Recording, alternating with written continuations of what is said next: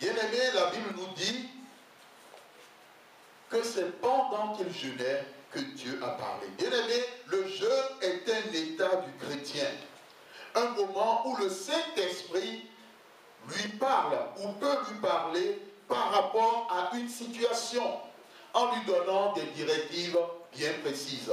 Tu veux une direction de la part de Dieu? Dans le jeûne, le Saint-Esprit te parlera. C'est dans le jeûne et la prière que le Saint-Esprit a parlé ici. As-tu un projet important? Tu doutes, tu veux t'avancer, tu te dis je m'engage, je ne m'engage pas, qu'est-ce que je dois faire? Seigneur, j'aimerais que tu me dises ce que je dois faire. Dans le jeûne et la prière, le Saint-Esprit te parlera.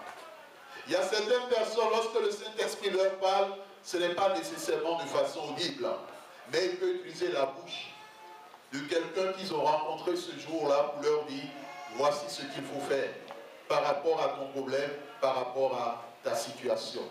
Il arrive des fois où certaines personnes, la personne qu'ils ont rencontrée ne sait même pas qu'ils ont un tel problème et que la personne elle-même commence à en parler.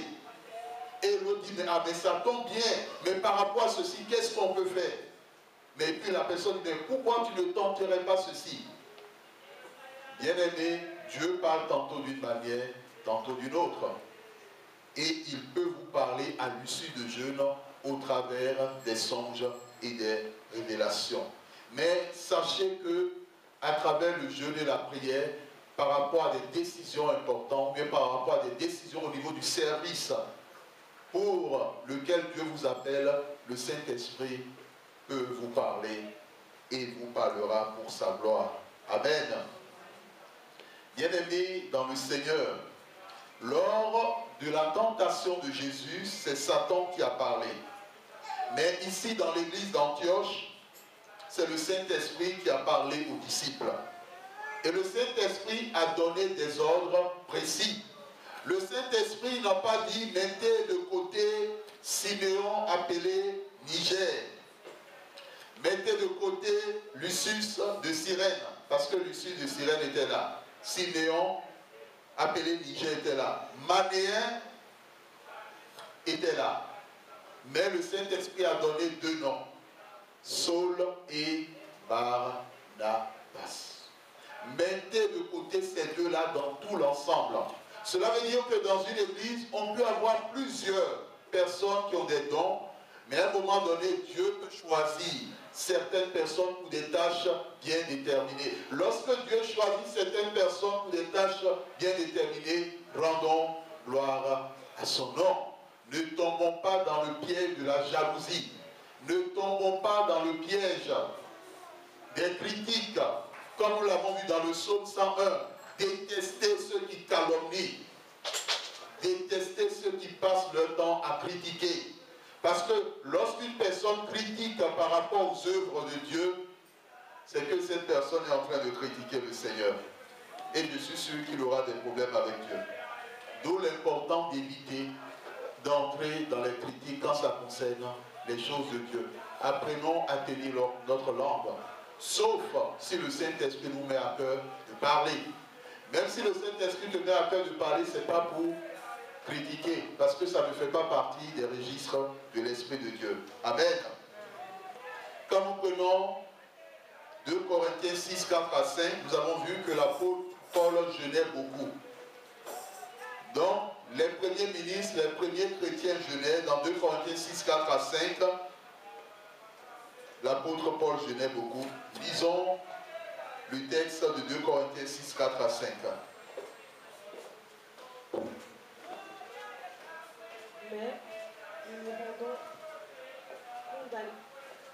Mais nous nous rendons recondamnables à tout égard, comme serviteurs de Dieu, par beaucoup de patience dans les tribulations, dans les calamités, dans les détresses, sous les coups, dans les prisons, dans les séditions, dans les travaux, dans les veilles,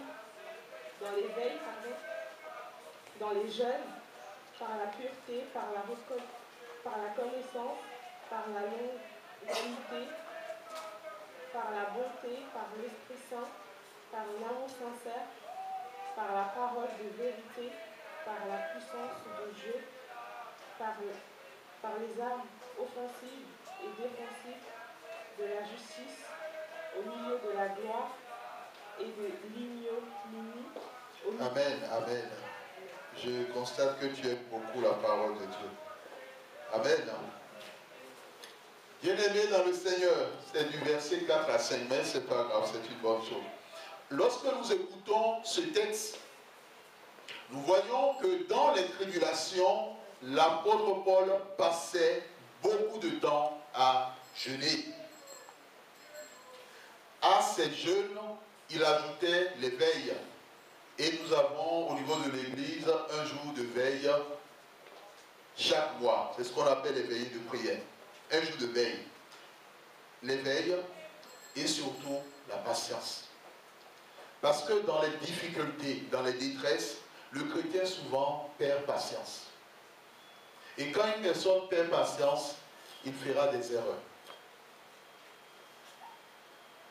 Le Seigneur veut s'adresser cet après-midi à deux sœurs en Christ qui crient vers lui par rapport à la situation matrimoniale.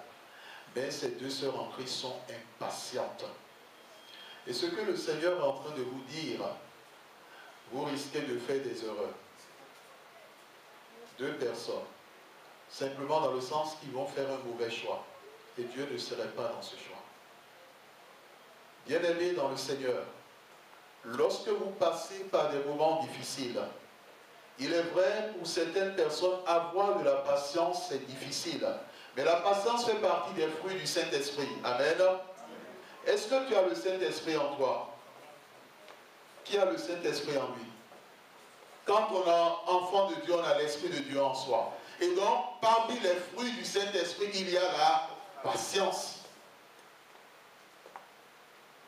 Tu vas dire à ton frère, à ta soeur, à côté, à gauche, à droite, devant, derrière, sois désormais patient.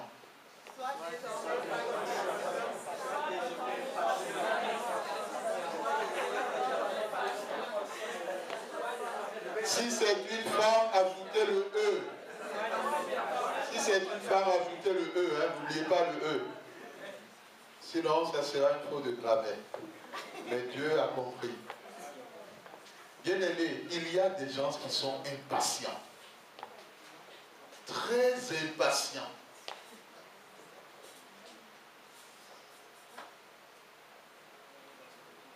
Vraiment, demandez à Dieu de vous donner la patience.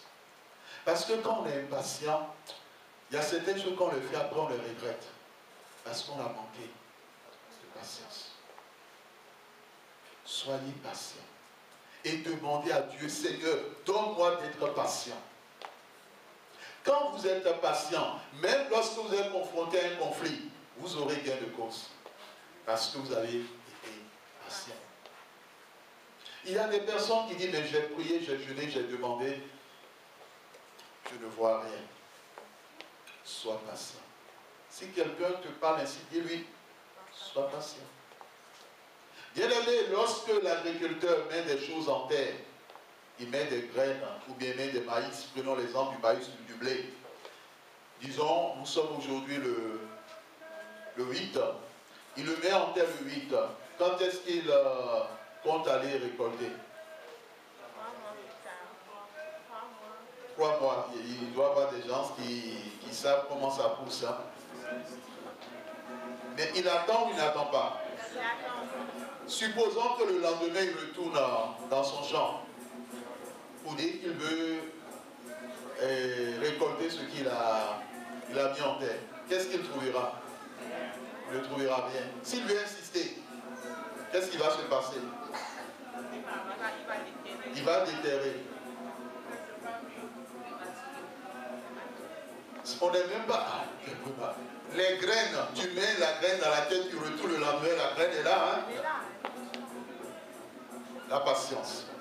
Que le Seigneur bénisse sa parole dans nos cœurs. Amen.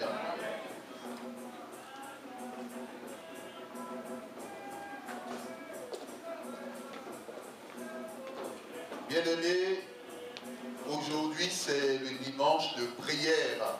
Donc nous allons passer du temps